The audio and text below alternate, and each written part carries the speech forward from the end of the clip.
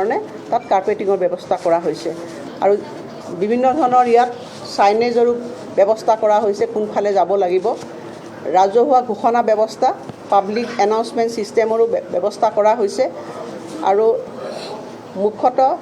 আমাৰ পৰিষ্কাৰ পৰিচ্ছন্নতা স্বাস্থ্যবিধি সুৰক্ষা আৰু নিৰাপত্তা এইখিনি ব্যৱস্থাও আমি কৰি আছো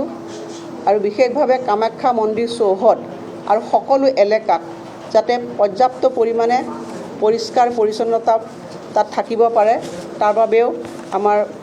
জিএমচিয়ে কাম কৰি আছে আৰু সকলো শিবিৰত যাতে চিকিৎসা আৰু পেৰামেডিকেল কৰ্মচাৰী থাকে জৰুৰীকালীন চিকিৎসা সহায় আমি দিব পাৰোঁ ষ্ট্ৰেচাৰ আৰু হুইলচেয়াৰ সুবিধা আৰু বিশেষভাৱে গুৰুত্ব প্ৰদান কৰা হৈছে জ্যেষ্ঠ নাগৰিকসকলক আৰু বিশেষভাৱে সক্ষম ব্যক্তিসকলক সেই তেনেকুৱা ধৰণৰ ব্যক্তি আহিলেও যাতে অসুবিধা নাপায় তেনেকুৱা ধৰণৰ ব্যৱস্থা কৰা হৈছে আৰু ইয়াৰ কাৰণে যিমানখিনি কৰিব লাগে আমি সেইখিনি কৰিবলৈ চেষ্টা কৰিছোঁ আৰু এটা আপোনালোকক কথা ক'বলৈ বিচাৰিছোঁ সেইটো হৈছে মেলাৰ সময়ত যথেষ্টখিনি আমাৰ কিছুমান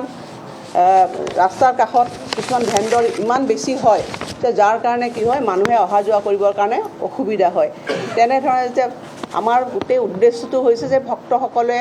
এই মেলাখনত তেওঁলোকে যাব লাগে আধ্যাত্মিক পৰিৱেশ সৃষ্টি কৰিব লাগে ইয়াৰ সুযোগত কিছুমানে কি কৰে অবৈধভাৱে পাৰ্কিং কৰে বা অবৈধভাৱে বহু লোকে তাত ভিৰ কৰেহি বিভিন্ন ধৰণৰ সামগ্ৰী ইমান বেছি ইয়াত আহি যায় যে যিবিলাকে গোটেই অনুষ্ঠানটো কিছু ভালকে হোৱাত ব্যাঘাত হয় তেনেকুৱা ধৰণৰ যাতে এটা পৰিৱেশ সৃষ্টি নহয় আমি প্ৰশাসনক সেই কথাটিও কৈছোঁ যাতে শৃংখলাবদ্ধভাৱে যাত্ৰীসকলে উঠা বা নমা বা ডেষ্টিনেশ্যনৰ গন্তব্য স্থানলৈ যাব পাৰে সকলোখিনি সুবিধা যাতে প্ৰশাসনে কৰে তাৰ ওপৰতো আমি লক্ষ্য দিবৰ কাৰণে তেখেতসকলকো কৈছোঁ গতিকে ইয়াৰ লগত হৈছে আৰু এটা মানে তাত এটা কম্পনেণ্ট আছে সেইটো হৈছে খোৱা খাদ্য বিভিন্ন ধৰণৰ লোকে স্বেচ্ছাসেৱী লোকসকলে বা ইয়াত খাদ্য ব্যৱস্থা ইয়াত ৰন্ধনশালা ইয়াত আছে আৰু এই ৰন্ধনশালাবিলাকৰ খাদ্য মানে যিটো গুণগত মানদণ্ড বা তেওঁলোকে স্বাস্থ্য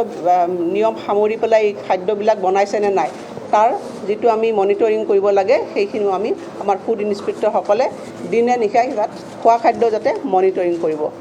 ইয়াৰ পিছত আমাৰ জিলা প্ৰশাসন PWD GMC PHC আৰক্ষী পৰ্যটন বা স্বাস্থ্য বিভাগ সকলোখিনিয়ে ইয়াত তেওঁলোকৰ জৰুৰীকালীনভাৱে তেওঁলোকৰ এটা হেল্প ডেস্ক থাকিব যাতে তেওঁলোকে কোনোবা যদি অসুবিধা হয় এই হেল্প ডেস্কবিলাকৰ আমি নাম্বাৰবিলাক আমি আগবঢ়াই দিম সেই নাম্বাৰৰ মাজত তেওঁলোকে আমাৰ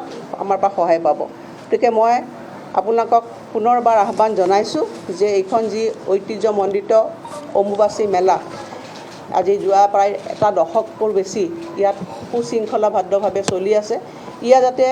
গুণগত মানদণ্ড মেলাখনত ভালে থাকে বা ইয়াত পৰ্যটকসকলে আহি পেলাই পাব লগা সুবিধাখিনি পায় বা যি আধ্যাত্মিক পৰিৱেশ সৃষ্টি হৈছে কামাখ্যা মন্দিৰৰ ইয়াত সহযোগিতাত আমি সেইটো যাতে বৰ্তাই ৰাখিব পাৰোঁ আমি আপ্ৰাণ চেষ্টা কৰিছোঁ আপোনালোককো আহ্বান জনাইছোঁ যে যাতে এই পৰিৱেশ সুন্দৰ পৰিৱেশ পৰ্যটনৰ পৰিৱেশ আধ্যাত্মিক পৰিৱেশ ইয়াত বৰ্তাই থাকে মই আপোনাক ক'বলৈ পাই ভাল পাইছোঁ যে যোৱা 5টা বছৰ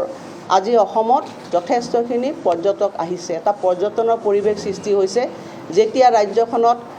আইন শৃংখলা ভাল থাকে বা ইয়াৰ আন্তঃগাঁথনি ভাল হয় বা পৰিৱেশ ভাল হয় তেতিয়া পৰ্যটন বৃদ্ধি হয় আৰু পৰ্যটন বৃদ্ধি হোৱাটো ৰাজ্যখনৰ এটা ভাল খবৰ মই আপোনাক ক'বলৈ পাই ভাল পাইছোঁ যে যোৱা বছৰ প্ৰায় 85 লাখ আমাৰ ডমেষ্টিক টুৰিষ্ট আমাৰ ৰাজ্যখনলৈ আহিছে আৰু ফৰেন টুৰিষ্টটো প্ৰায় 42,000 আহিছে গতিকে ই ৰাজ্যখনৰ কাৰণে এটা ভাল খবৰ আৰু কামাখ্যা ধামত আপোনালোকে দেখিলে প্ৰায় 7 লাখৰো বেছি ইয়াৰ লোক ইয়াত মাত্ৰ এটা ইভেণ্টতে আহিছে গোটেই বছৰ জোৰা ইয়াত মানে মানুহ আহি থাকে ভক্তসকল লাহে লাহে বৃদ্ধি পাইছে আমি আশা কৰিছোঁ এইবাৰ অন্তত 8 লাখ মানুহ এই মানে হেৰিটো মেলাখনত তেওঁলোকে উপস্থিত হ'বহি গতিকে এটা ডাঙৰ আমাৰ ৰাজ্যখনৰ এটা ধৰ্মীয় পৰ্যটন বা এটা আধ্যাত্মিক পৰিৱেশ গতিকে মই সকলোলৈকে পুনৰবাৰ বিনম্ৰভাৱে আহ্বান জনাইছোঁ আৰু আপোনালোকৰ জৰিয়তে অসমৰ ৰাইজকো আহ্বান জনাইছোঁ যে আপোনালোকে মেলাখনলৈ আহক ভক্তি শ্ৰদ্ধা আপোনালোকে আগবঢ়াওক কিন্তু লগতে এটা সুন্দৰ আধ্যাত্মিক পৰিৱেশো সৃষ্টি কৰক ধন্যবাদ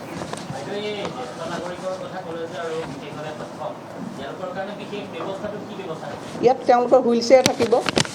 হুইল চেয়াৰ থাকিব, হুইল চেয়াৰ বা তেওঁলোকক নিব লগা যিখিনি মানে মেডিকেল হেল্প লাগে তেওঁলোকে তাতে থাকিব, ইমিডিয়েটলি পেৰামেডিকেল যিখিনি হেল্প লাগে। ৰাস্তাটো মই ক'বলৈ অনুৰোধ জনাইছোঁ, আমাৰ DCP আছে, তেখেতে ক'ব, ট্ৰেফিকৰ বিষয়ে তেখেতে ক'ব। আপুনি কওক।